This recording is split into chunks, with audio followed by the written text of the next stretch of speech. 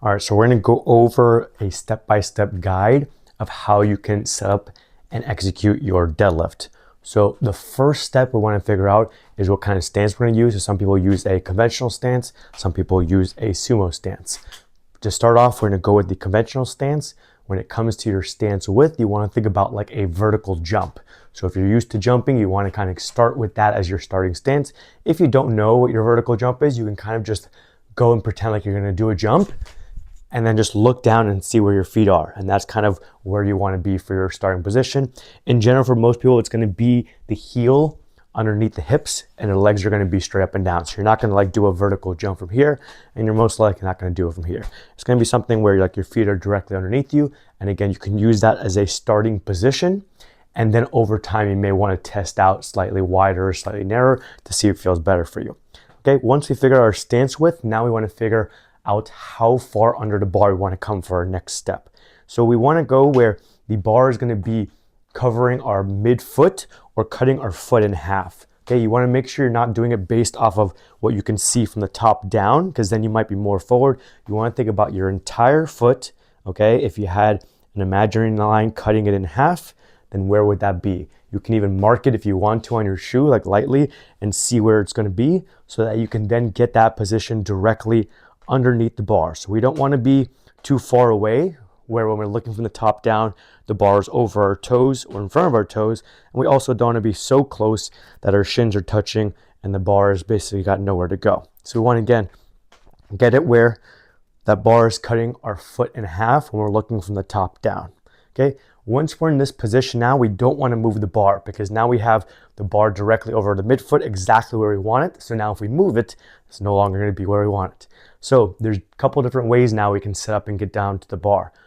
Method one is keep your knees locked out, your legs straight, and bend down and grab the bar outside of your legs. So we don't want to be getting in the way, and we don't want to be inside because we're not doing a sumo. We want to be outside. So we want our hands and our arms outside of our legs like this for conventional, but as close as possible to keep our arms as long as possible and shorten that range of motion as much as possible. The further out we go, the more you have to bend down to grab the bar, and it's going to be a longer range of motion. So we want the arms just outside the legs, make them as long as possible, okay? Again, don't move the bar. We're going to keep our legs straight and grab the bar. From here, our next step is going to be bending our knees until our shins touch. I'm bending my knees, bending my knees, bending my knees. My shins have touched. Once I'm there, I stop. I don't want to keep pushing my knees forward because then we're going to push the bar forward. Once we're here, the last thing we need to do is kind of straighten out our spine and then get everything tight and ready to go. So we want to be taking a big breath like that. So I've tightened up my spine, got it neutral. I've got tension against the bar, and I'm bracing against my belt, and then I'm ready to go, and that would be my starting position. Okay? What that would look like from the side, okay, is you're bending down with your legs straight and you're grabbing the bar. We're not moving the bar. We're bending our knees until our shins touch, and that's going to be our starting position for our legs. Then from there, we have to straighten out our back, get everything tight, take a big breath of air, and that's going to be our starting position. Okay? So it's not going to be going down into a squat. You don't want to be leaning down too much. You don't want to be forward too much. You want to hit these proper positions. The proper positions, again, the bar is going to be over the middle of the foot. The bar is going to be in contact with the shins. If you drew a line, the bar is going to be directly below your shoulder blade. And then we want our arms locked out and our back in the position that we want. Some people like a little bit more extension. Some people like more neutral. Some people like a little bit more flexion. Just depends on you and what works best for you and your body. So you may want to start off with more of a neutral position, especially of the lower back. And then from there, you can test out other things if you want to. It's okay if your shoulders go forward, okay? We're not doing a bench press where we're pulling our shoulder blades back because that is shortening our arms and that's making a longer range of motion.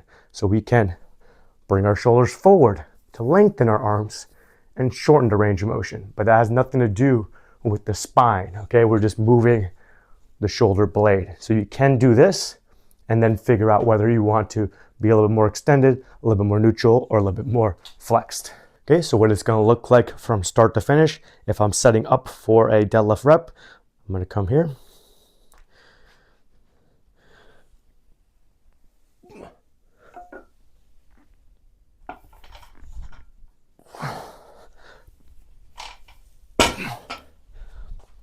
Now, the hardest part of this setup is that when you are grabbing the bar with your legs straight, your back is rounded, and then you have to bend your knees and straighten your back. A lot of people struggle with this position of getting their back position where they want when it's already rounded. So the other method that you can do is to try and minimize how much you're rounding your back and keep your back where you want it from the start. So again, we want to come set our stance width and get under the bar. So the bar is over our middle of our foot. Now our next method would be, instead of keeping our legs straight, is kind of do the negative, okay? Pretend you just did a deadlift and we want to now bring the bar down. So we want to bend our knees and our hips together and try and keep that back position that we want. So I'm bending my knees and my hips together just until I can get to the bar, and then there I'm ready to go.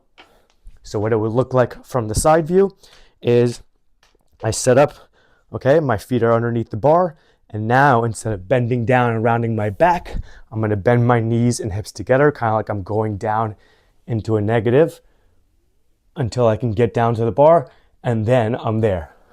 For many people, that's gonna be easier to maintain the back position that they wanna keep, because from the very beginning, you're trying to maintain it until you get down to the bar, rather than rounding, grabbing the bar, and trying to unravel your back. Now, when it comes to the sumo stance, we can use the same two methods, and everything is the same as well, where we still want the bar over the middle of our foot, we still want the bar touching our shins, we still want our shoulder blades directly above the bar, we still want our arms locked out nice and straight.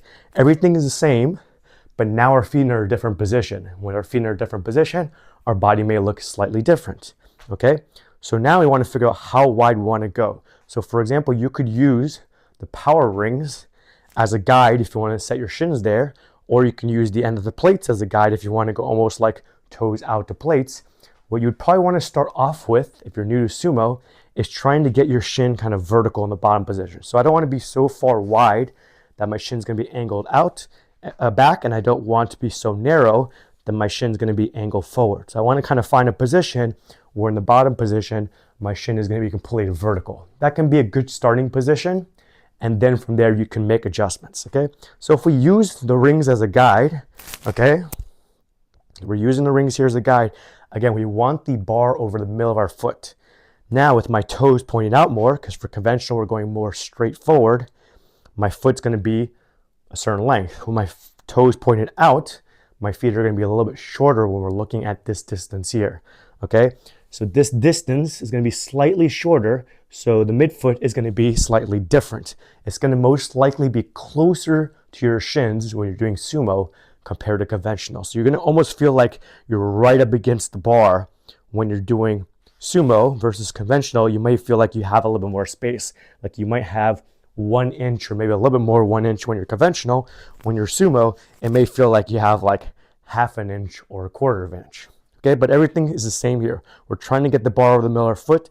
We're pointing our toes out more so that we can get our knees out more and give us space to go down into the sumo stance. Okay, from here we can use the same method if you want to, of keeping our legs straight and grabbing the bar. When we grab the bar, again, we want to try and keep our arms as straight as possible. So we don't want to grab out there.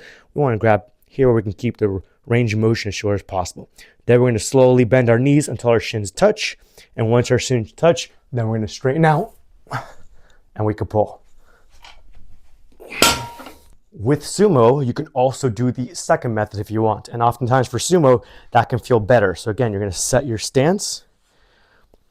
Make sure your toes are pointed out so you can get your knees out. And so here you're going to, again, think about doing like the negative. You just did your sumo deadlift, and now you're doing the negative, bending the knees and the hips together and going down until you can grab the bar. And then there, you're done. From there, you're just making sure you can grab the bar, making sure you're getting tight, pulling some tension on the bar, making sure you're bracing, and then you're ready to go and do it. So again, from the side view, okay, if we're gonna do our legs straight, you bend down, grab the bar, and then bend your knees until the shins touch the bar, straighten out, and then you pull. Or if we want to do the second method, then we think about doing a negative. We slowly go down, bending our knees and hips together till we can get to the bar. From there, we're ready to go. With all of these methods for conventional and sumo and these other methods, we also always want to make sure we're pulling tension out of the bar before we initiate our pull. So part of our starting position is pulling the tension out of the bar. So every bar is going to have a little bend to it depending on the bar, and depending on how much weight you have in it, it may bend more or less. And if you yank the bar off the ground, you're going to hear a little clicking sound. We don't want this clicking sound. Okay, that means there's not enough tension in the bar and that weight is going to throw you out of position. We want to be pulling on the bar, taking that tension out and bending the bar before we start our pull. So you want to have some tension pulling up to take the slack out of the bar, and then you are in one tight unit between your body and the bar. And then when you push down into the ground and initiate the pull, then it's going to be much better. You're going to be one solid unit. Okay, so again, regardless of what stance you're using and how you are setting up, we don't want to be relaxed and yank the bar off the ground. We want to be pulling the tension out of the bar, okay, and everything is tight, and then we do our pull. One thing that can help you to kind of practice this with a lighter weight, if you struggle with trying to figure out how to get tension, is to use less of your hands, use as many fingertips as possible, and just lightly try and pull it just like your fingers. So if I grab the bar fully like this, okay, I'm gonna be able to yank it or jerk it off the ground. But if I come down to let's say 2 fingers, okay, it's gonna be very hard for me on my 2 fingertips here on each hand to be able to yank this bar off the ground because it's gonna slip out of my hands. So when I'm here, I have to focus more on like slowly pulling that weight up. And when I slowly initiate the pull and start pulling that weight up, then I have to pull that slack out first and get tight. And then once I'm tight, then I can initiate the pull. So even if I try to with like 1 finger, okay, again, you have to make sure you're getting tight first and pulling that slack out. So if you use a very light weight, like maybe your first warm up, okay, if it's 25 kilos on each side or if it's 45 pounds on each side, start with a very light weight and just try a few fingers on each side and just use your fingertips and see whether you can first create tension with the bar, okay, get that slack out of the bar, create that tension, and from that tight position, pull, okay? You should be feeling basically your arms as long as possible and you're pulling that slack out, everything is straight, and then you're pulling. So we're not like trying to pull with our elbows, we're trying to yank the bar off the ground. All right, so let's review our steps. Our first step is we want to make sure we're figuring out our stance width. Think about a vertical jump for a conventional stance.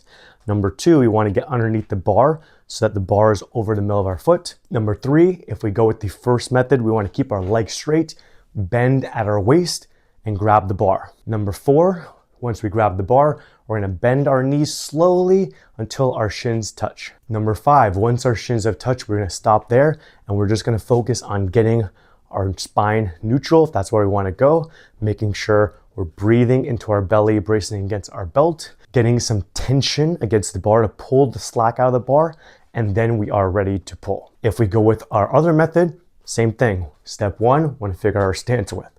Step 2, we want to get our feet where the bar is over the middle of our foot. Step 3, we can just think about doing a negative and bending our knees and hips together at the same time, just until we can grab the bar. Step 4, then we go and get our spine neutral, breathe, brace against our belt, and pull the slack out of the bar, and then we are ready to go. So again, what that will look like.